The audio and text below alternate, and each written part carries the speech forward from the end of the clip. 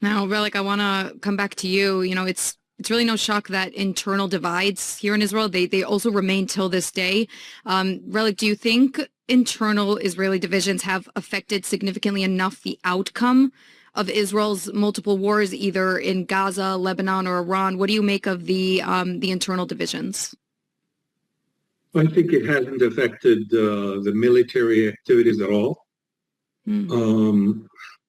And we can delve into that, but this is basically 90, what we call it, 90, orthogonal, in the sense that, yes, there is a rift within Israel. It's very worrying. As far as I'm concerned, it's more worrying than the outside threats, but it had no effect on the military, on the fighting itself, even not on the spirits of the warriors, be their political affiliation or thoughts on whatever side. So that was good news, which shows that even though we have internal rifts and conflicts, it does not reflect on our ability to preserve and defend Israel. There is one thorn that is really the crux of it. It's Judea and Samaria, or the West Bank, call it what you will. The activities and the Jewish terrorism against Palestinians in the West Bank is something that cannot be explained either in the United States or in Europe, in the Western world, not to talk of the Arab world. And that is a authority issue because the Israeli-Palestinian conflict, even if we want to push it aside, is the focus of what the world looks at. And as Israelis, we tend to look away. And we can't comprehend how much negative energy that brings into the talk shows, into the quarrels, into the media, into the general public. And that is something that not only does it create problem outside, but also inside Israel, because Israel has not decided where our borders are going to be. And we are portrayed as letting the Jewish terrorists work at will against what is poor Arabs, the way it is portrayed. Sometimes it's not poor Arabs, but a lot of times innocent people. That is not tolerable in the Western world.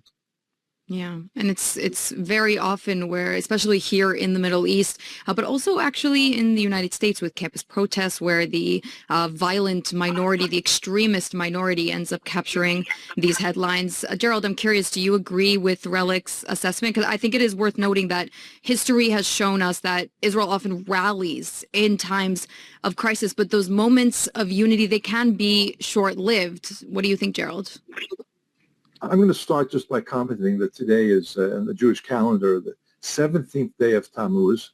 It's a fast day or a partial fast day, leading up to the marking of the destruction of both the first and second temples on Tisha B'Av in 3 weeks. And the internal conflicts, the sinat chinam, the unsubstantiated hatred, is something that we talk about every year. Well, that's where our society is today. And I do think, I kind of agree with Relik, but I also don't agree with him. I agree with him. This is a very substantial issue, perhaps the number one issue in terms of determining our future.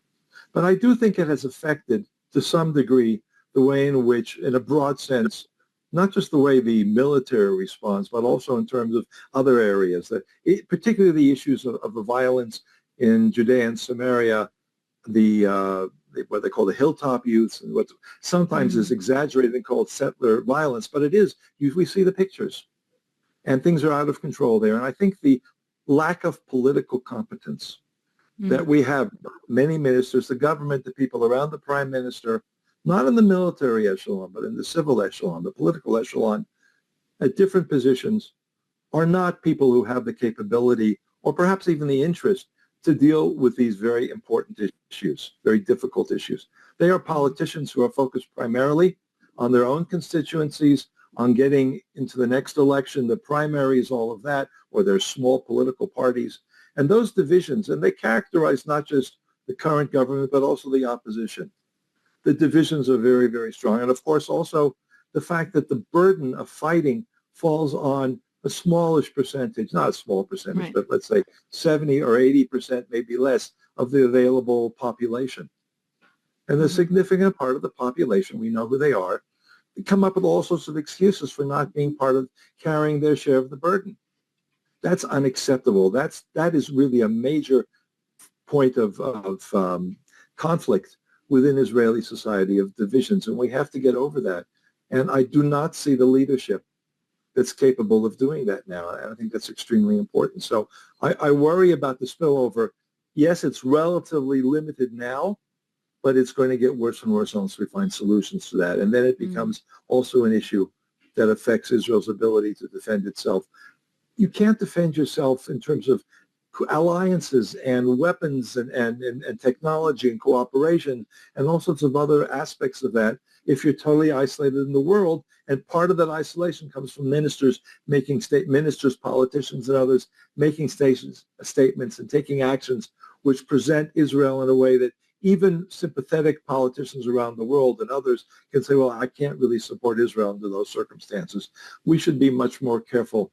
We don't have that kind of flexibility to make those mistakes now. Israel is still a small country surrounded by enemies, a strong military, but also very vulnerable.